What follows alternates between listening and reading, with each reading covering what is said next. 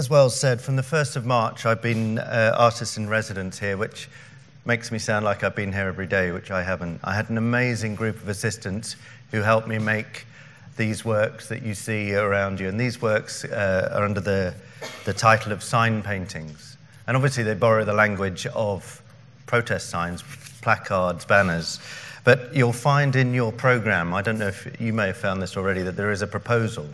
And this is how I make work. I propose works. Now, these proposals are the work, but it's also the realization of these proposals that is also the work. And in that, there is something that you can help me with in realizing this work at the end of the day, which is, if you open your... It seems like I keep a lot of insects, and it seems like I should have left them at home, actually, so I apologize for that. There's something that... I think they were locusts, actually. But anyway, they won't escape. If they do, then make sure you return them. The proposal invites you, at the end of my brief conversation talk, to take away the sign paintings with you. Now, in terms of the idea of breaking the rules or inviting a utopian idea to make this work, and one of the key things is that it's in collaboration with people, is I'd like you to take these with you as a gift. As an offering, as a sort of memento of the day. But what's really important is the text that was worked and presented in this way is based on the idea of collaboration, but also on protest.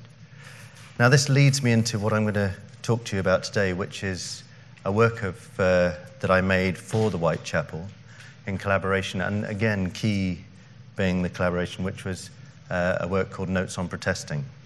Now, Notes on Protesting was a work that I made with a group of school children, and it came about at a time where there was huge unrest in Europe, and the idea of protest and wanting to change and wanting to present that idea of change, but not from an adult point of view, not from my point of view, or from the way that these protests were presented on the news, but from a children's point of view.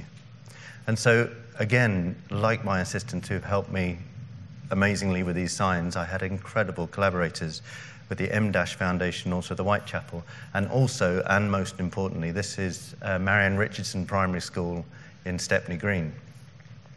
Now, the incredible thing was that I had the cooperation, in this collaboration with the school children. This is one class. This is Miss Begum with 3B, and this is Miss Hussain with 3H.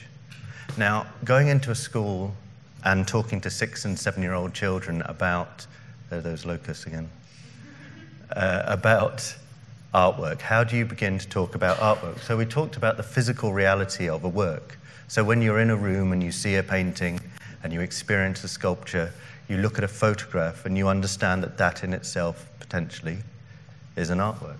But then what was really fascinating was the conversations we had around the idea of performance.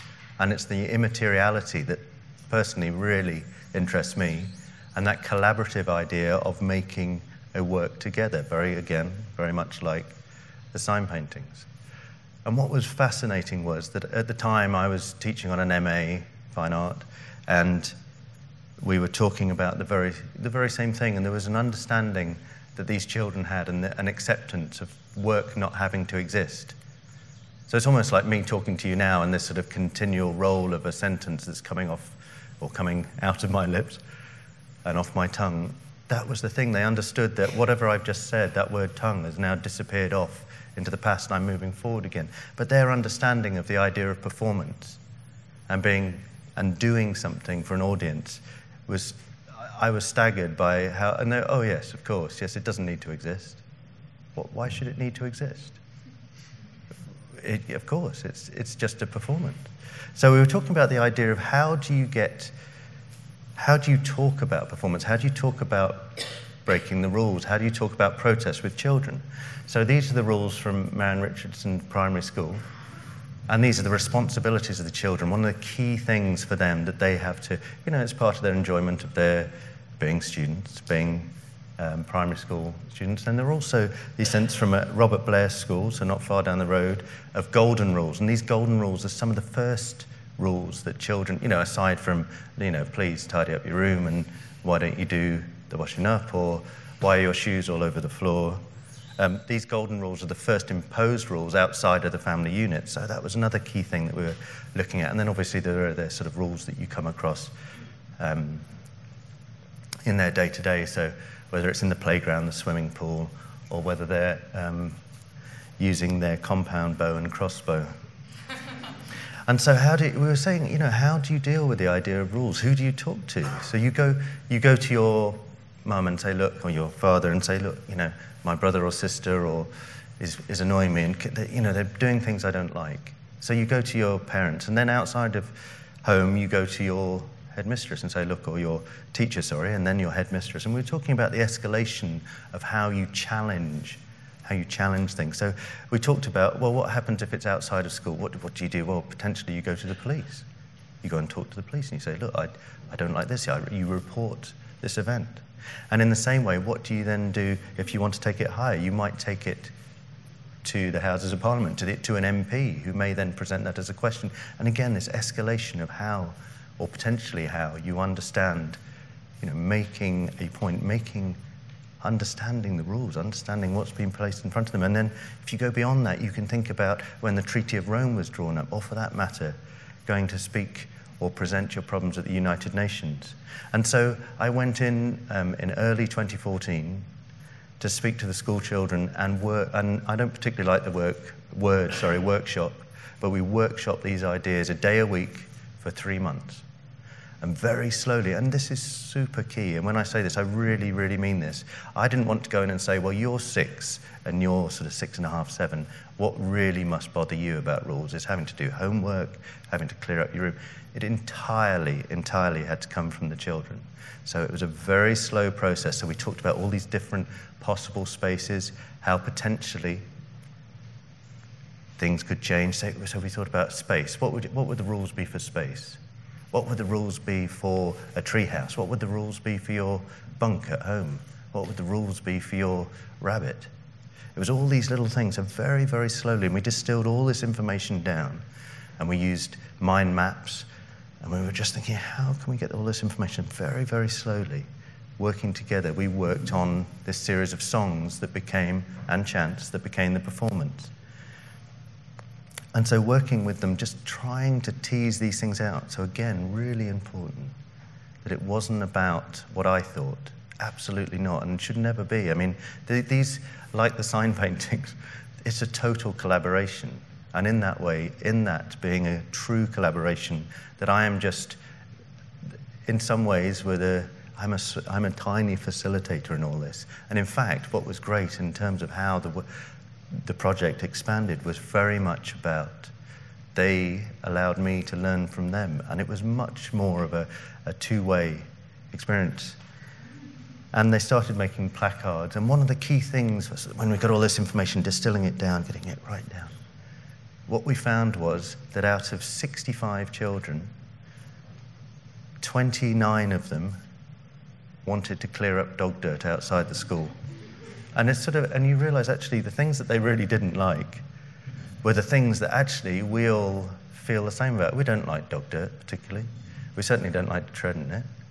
And what was so key was they were just picking it. They feel exactly the same. There's no real difference between a 6 and a 7-year-old and us sat here in this room.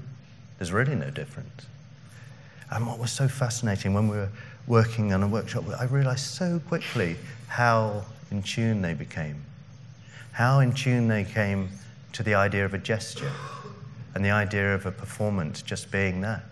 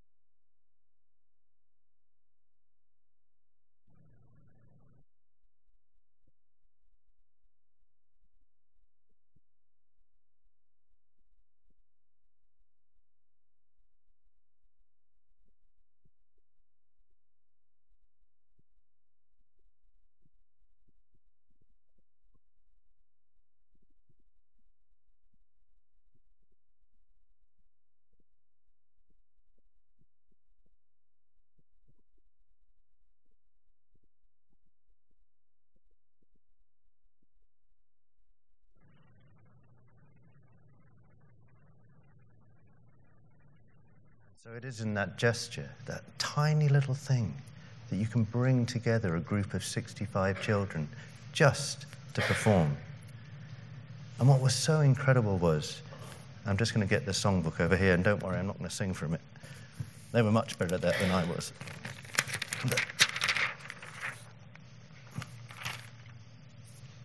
That they were able to tell me and to tell the audience. And what was so key was that idea of a single voice. It wasn't presented as a multi-part choral piece in that way. But the things they wanted to change were things like, I want to change my confidence. And I just want to read you a tiny little bit from this, because to me, this is ultimately heartbreaking. And they say, I want to change my confidence. I want to change my confidence. We want to change our confidence. We want to change our confidence. But our shoes are too tight. And it's that little payoff at the end. Our shoes are too tight. Oh, it gets me every single time. That through all these little things, the tiniest thing makes the biggest difference in their lives. And given the opportunity, they were able to tell hundreds of people. I cannot tell you, they were much more relaxed than I am now on stage. They completely owned the experience, not only for the audience, but for themselves as well. And through multiple rehearsals and through multiple sort of days of preparation together, we've performed for the first time, and the date is obviously key, on the 1st of May in 2014. And they were just astonishing. I cannot tell you how they were able to captivate that group. And totally they just had a different level, a different comfort zone. They were able to go from this group of children that when we were talking about the United Nations and some of the other song lyrics, I'll come to in a minute actually, they wanted to know what the word slalom was.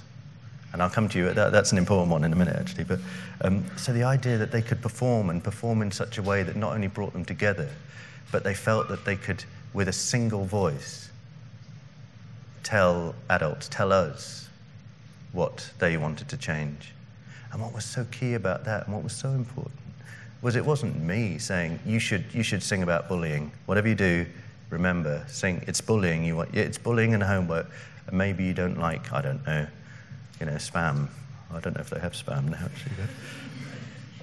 But what was key was, you can see from the signs, it's just, they completely own it. Clean up after your dog. Don't tell. Shh. It's such a beautiful thing, and you can see on the faces that sense of ownership is key.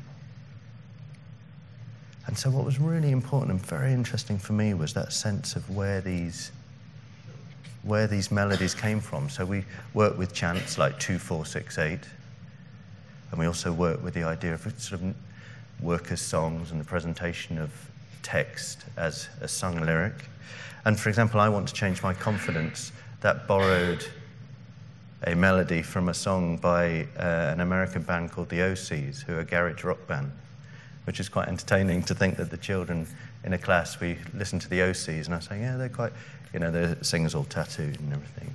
And they're like, yeah, this is good. This is really good. They like that, no end. And then we talked about PJ Harvey as well. And PJ Harvey had written, a couple of years before, a fantastic protest album about war called Let England Shake. And we were talking about the song at the end, which is, what if we take our problems to United Nations, which, ironically, that lyrical, or the melody for that was taken from, it's completely gone out of my head. Now, who's that? Anyway, when I remember, when the locusts return, I'll be able to tell you. And then there was also a song called I Don't Like Cooked Tomatoes. And it has the normal thing. This is where the word slalom comes in, actually. So I don't like cooked tomatoes, just so you know. I don't like the winter cold or the falling snow and the vomit left outside the school, and we don't like all of the poo. It's a slalom that we don't want to do. And this, we struggle for so long with this, to think about what kind of you're really lucky I didn't sing that. What melody should should we use for this? And I mean, and I have to say, all the songs were sung really embarrassingly, and luckily for you also, there isn't a jack for me to plug in my phone, because they're all sung into my phone, and it takes a long time. I can't write music. Goodness knows why I did this project. What am I doing here? No.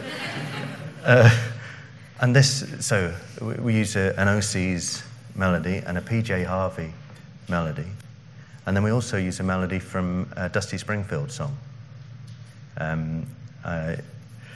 The song, you don't have to say.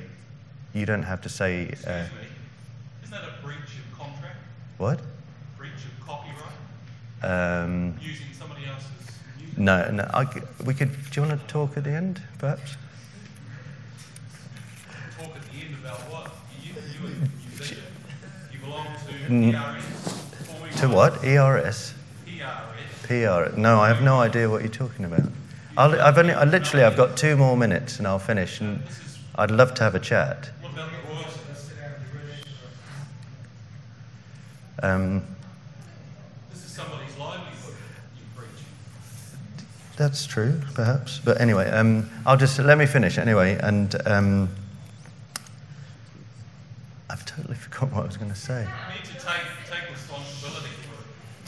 Sorry, I've totally forgotten what I was going to say. I don't like Cooked tomatoes, just so you know.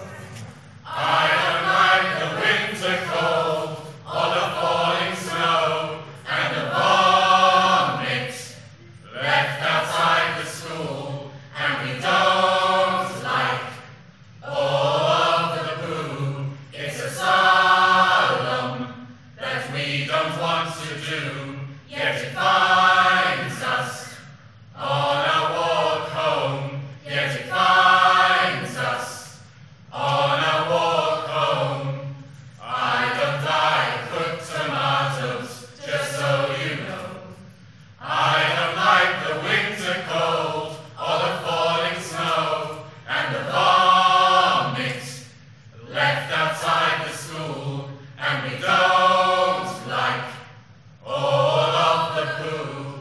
It's a solemn that we don't want to do, yet it finds us on our walk home, yet it finds us on our walk home, yet it finds us on our walk home, yet it finds